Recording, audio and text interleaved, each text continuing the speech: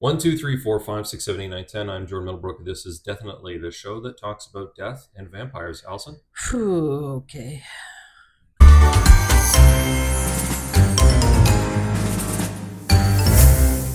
Dun, dun, dun, dun, dun, dun, dun. Welcome to Deathinitely.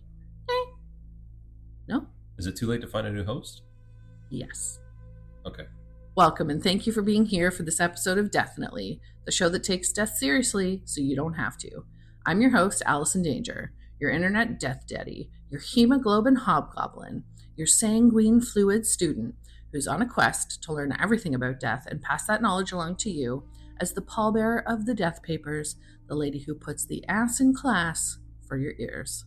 Today's episode, we're talking about Vamp-thropology or vampire anthropology in our spooky season series. With me, as always, is producer-editor Jordan Middlebrook. Hi. I'm glad that I'm here for this episode, and I think your audience doesn't know me as well as you do. Mm-hmm. But I think we're all aware that this is my episode. He is barely containing himself. He's pink with glee. vampires. Jordan loves vampires. Oh, I love myself a good vampire. Side note, this is producer Jordan. A Deathinitely episode that has to do with vampires is totally up my alley and something I 100% want to do the side notes for. Before we start the episode, and since I'm editing, I can do whatever I want. I want to ask you, okay, I know that I have a problem with asking you questions that show up later. Yeah. You know what? I'm going to stop. Okay. Do the socials first, Allison, then I'll ask. If you like what you hear on Deathinitely and want to know more, check out the show notes for all the social connections and things like citations and links and other internet word noise. You can find us on Instagram at DeathinitelyPod. You can also find the show on Spotify or Patreon, but we've also gone live on just about everywhere else you listen to your podcasts. Oh my goodness. You said it was fresh in your mind. It is. Is talking fresh in your mind? No. Okay, so did you... Trigger warning. Deathinitely is a show that talks about death. While this episode is about vampire folklore, we do talk about blood a lot and what vampires do with it. So please listen with care. Okay, so now that all of that is out of the way, Allison, I hope that you don't ask this question or bring this up anywhere during this episode. I probably will. No, you won't. Who's your favorite vampire? Oh, that isn't in there. Ooh, it kind of depends because, I mean, you can get your angsty vampires from, like, Interview with a Vampire, and then it's probably Brad Pitt. I gotta say Blade. Oh, that's so very interesting because... I mean, he's half vampire. That's where I was going with this. He's not a real vampire. Allison. The nerds on the internet are going to have a field day with you. They're siding with me because I don't think so. You're wrong. Sorry, you're wrong. Okay, so Jordan's waving his by the wayside comic book lore flag of knowledge right now. But he's not a vampire.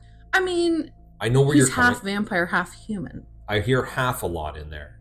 That's not a vampire. Well, he's not a human either.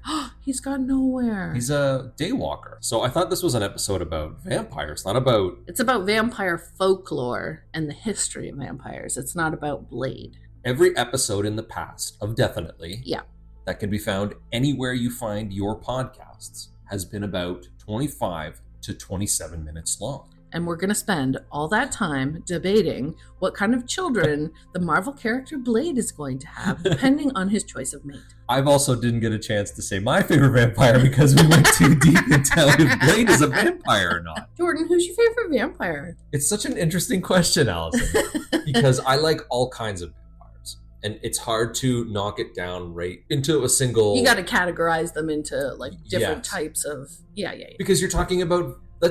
I'll do it real quick here. I don't have my favorite vampire, but I'm just going to take it right to someone who I think did a really good job playing a vampire. Oh, okay. And Stephen Dorff.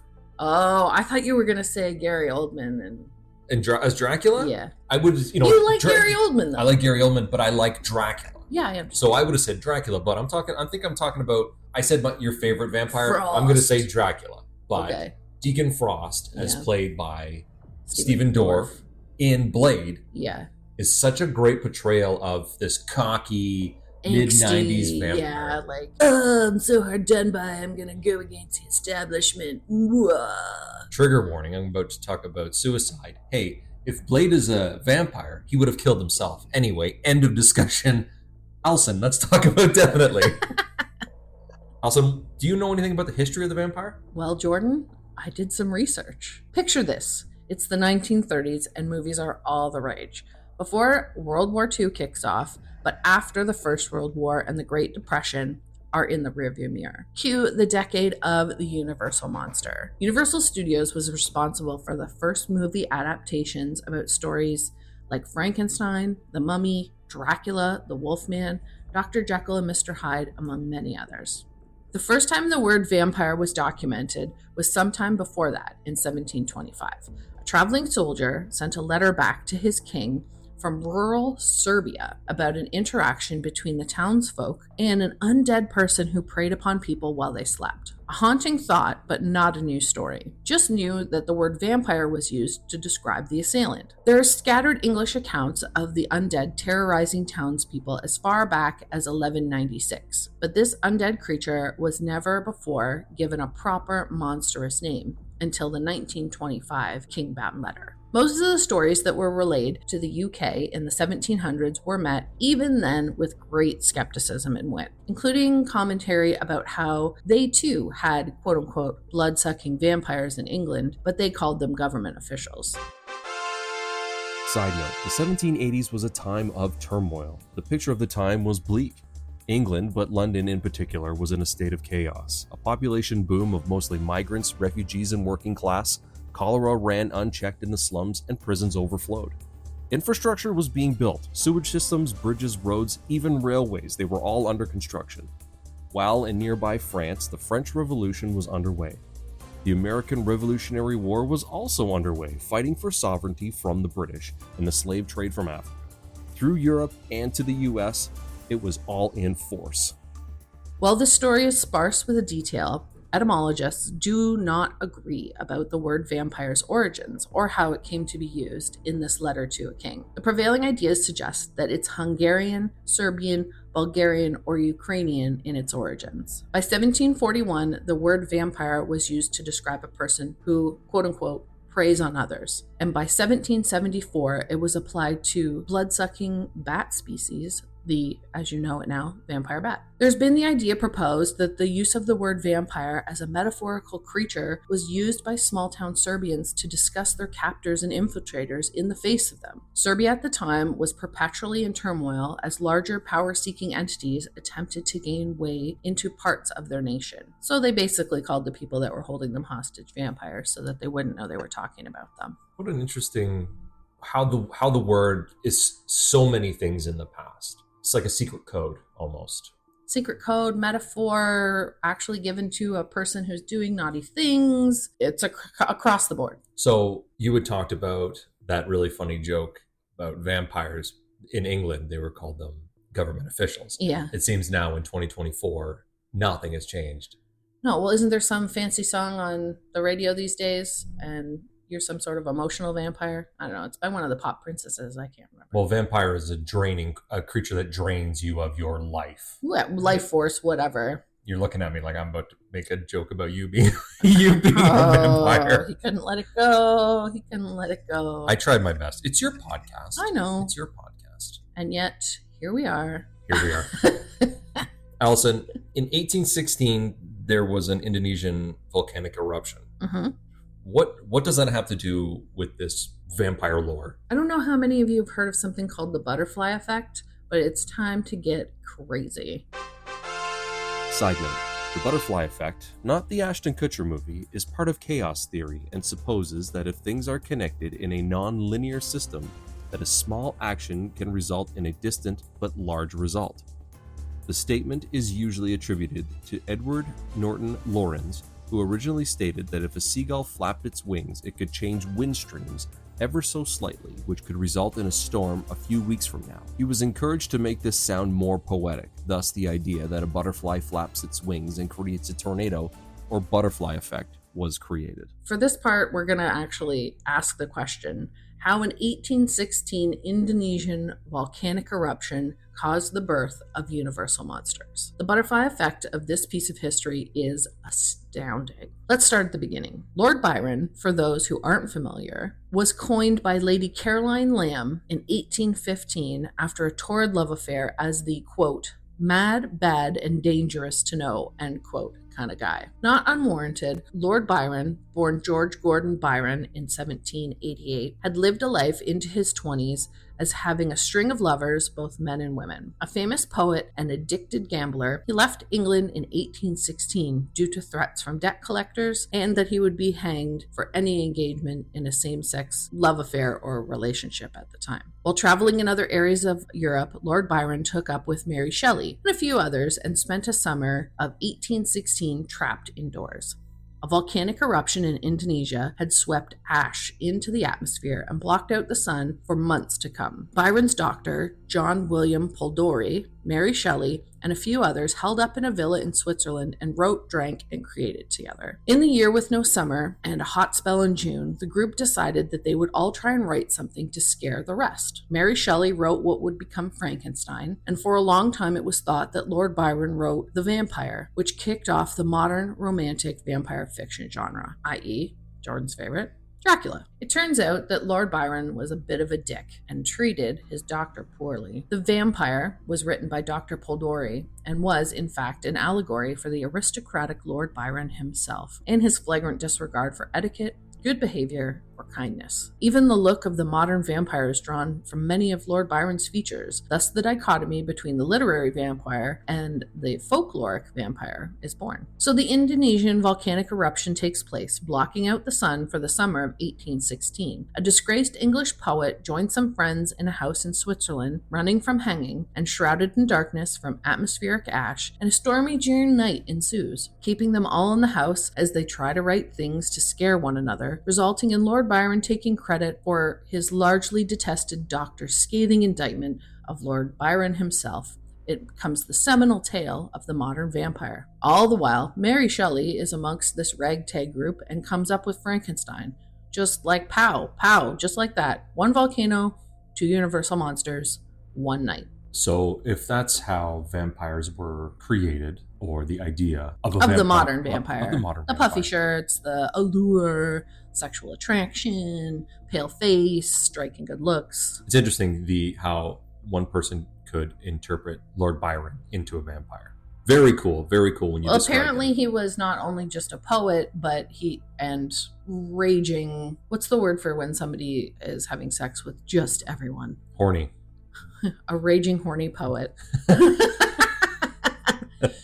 He apparently had this allure for people, like he would mesmerize them. And again, that's the idea that... Charming. But it went beyond charm. It's almost like he had hypnotized them into falling for him. So again, a lot of the things that you're seeing in these modern vampires was based on the way that he interacted with people. And his doctor took that on as what we now see as vampiric attitudes and attributes.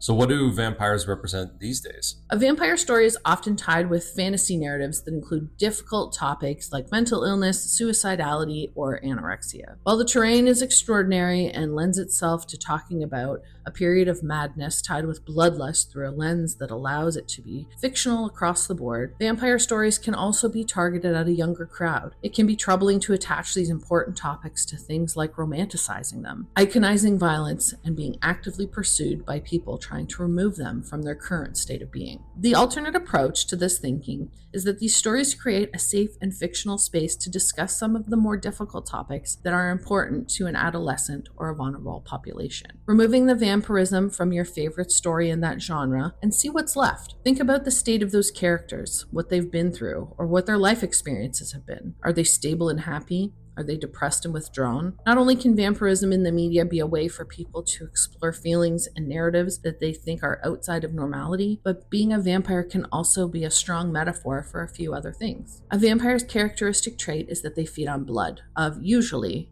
people. Let's break down the metaphor of blood and see what it can mean vampirically. The blood is thicker than water cliché. The idea that a family is built through blood isn't a stretch, with mortals sharing that through normal procreation techniques. We're talking about sex, y'all. With vampire lore, though, the family unit is shared and spread through the actual sharing of blood. Drinking one another's blood is how you become a vampire, and in most lore, an alpha vampire brings you into their family by allowing you to drink their blood, not just being food anymore. The blood is life idea. Blood is a lasting symbol in medicine and vampire mythos. As a life giver, it can be given ad nauseum and ritually replaced by all vertebrates. It is not only going to keep the giver alive, but something they can share to keep other organisms alive. This is transparent and blatant in vampire lore. They literally cannot survive without blood. The blood sacrifice. Sacrifice is not a new idea. It's intertwined with the Christian texts. The largest or most common and notable example of this in Canada would be the, quote, blood of Christ that is central to the Eucharist or communion. The ingestion of the blood, wine, but a metaphor for blood, is central to the sacrifice of Jesus and is also for atonement and wrongdoing. Atonement, redemption, spiritual cleansing, and salvation are key to this ideology. The rivers run red with blood. Blood is also often used as a metaphor for an expression of violence. Anyone who has been to a crime scene, read a comic book, or watched an R-rated movie is familiar with the reality or fiction of blood representation of violence. There's a few others: purity versus impurity in sickness or lineage, or connection and kinship for lineage as well, and how those born apart become blood brothers in battle after facing strife together. Hardship forged family. This central factor in vampire lore, blood, is not only a physical revulsion to most people, but it also highlights in metaphor and symbolism all of the characteristics, both good and bad, that a vampire has grown to exemplify. While some people look at vampires as creatures they long to be, as they give freedom to the feelings that they are otherwise unacceptable to use, they are also an exemplar of negative characteristics surrounding you with wanting. But the big question I'll leave you with for today is, why do we find the idea of the vampire so dang enticing? Hey, Jordan? What are you reading these days? What am I reading? Well, I'm not reading anything really, but... What are you doing? What am I doing? Yeah. I am also the host of a YouTube show called By the Wayside. It's good stuff. And By the Wayside is a show where the mission statement is to introduce you, the viewer, to creative people. I've had so many different guests on, artists, comic book creators, writers, podcasters, and even small business owners, which is really fun and interesting way to let the world know that creative people come in all shapes and sizes and are in all levels of reality. I know that sounds very weird and ethereal. It's a really great community. Yes, it is, 100%. We record the episodes out of a local comic shop, which adds to the uniqueness of the show. So people come and go. We actually have conversations sometimes with the customers as they come and go. So it's a really fun way to, like you said, with this community, interact with the community. And I'm having a blast as I host By the Wayside. And if you want, Allison, I don't know if you've ever been there, but you can find the show at waysideshow.com. Awesome. What are you reading? Right now, I just started digging into a book called The Song of the Cell by Siddhara Mukherjee. He goes by Sid. It's a deep look at medicine and life from the system level of a cell, while standing on that DNA is an important part of the story, but that life is built and perfected and delineated at the cellular level. He's known as a science rock star. Sid is an enticing speaker that you can find on a myriad of podcasts. Check the show notes for details and some links to the book Song of the Cell. You can find episodes of Deathinitely on Spotify or Patreon. Don't forget to subscribe or sign up so we can keep your sound glands filled with death knowledge.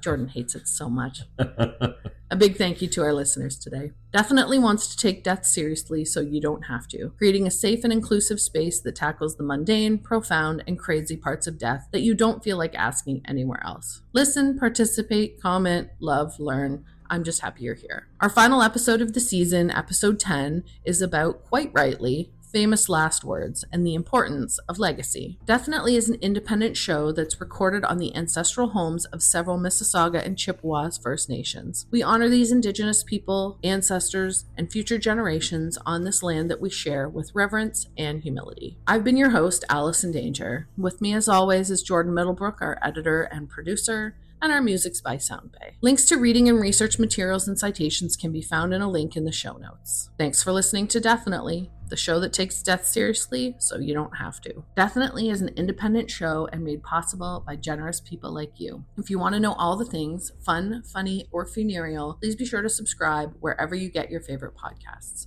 or you can join our mint condition fresh out of the box Patreon for the show and all the goodies that come with it. He has all of their strengths and none of their weaknesses. If Blade had a child with a human, would his child also be a daywalker? Or if Blade had a kid with a vampire, would they not be able to be in the sunlight?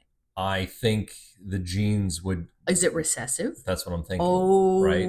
No, it wouldn't be recessive because then it would. It's the opposite. So whatever creature, yeah, that he decides to have a child with would show through. Yeah, it would lean more so to that side. So he could make humans and vampires?